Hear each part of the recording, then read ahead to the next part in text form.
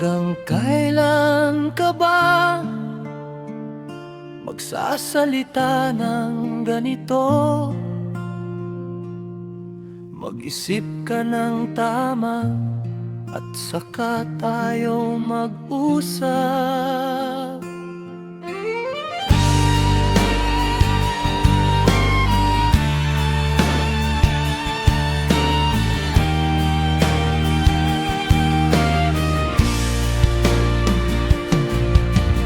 Bakit itinuturing mo kaming mga hayop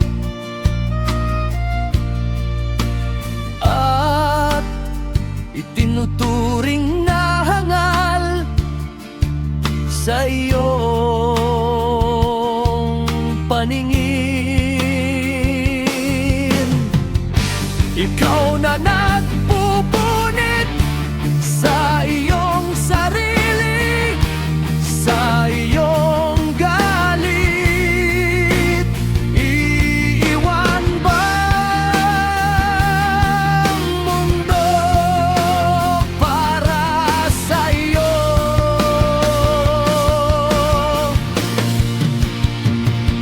O kailangan bang gumalaw ang mga bato mula sa kanilang pwesto?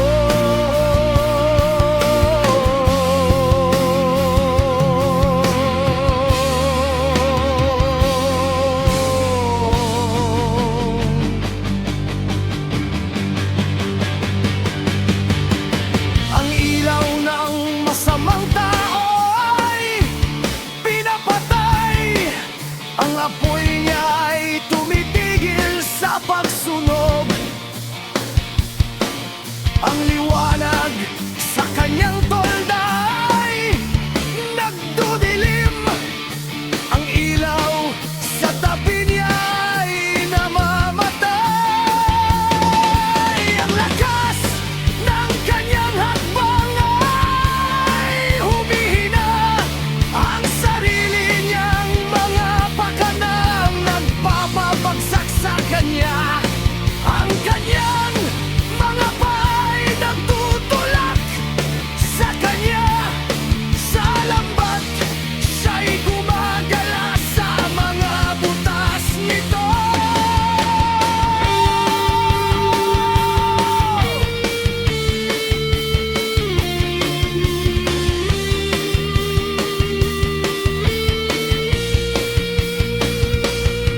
Isang bitag ang dumadakip sa kanya, sakong isang silo ang humahawak sa kanya.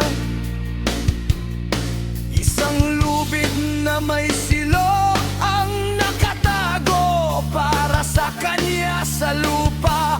Isang bitag ang nakalagay sa kanyang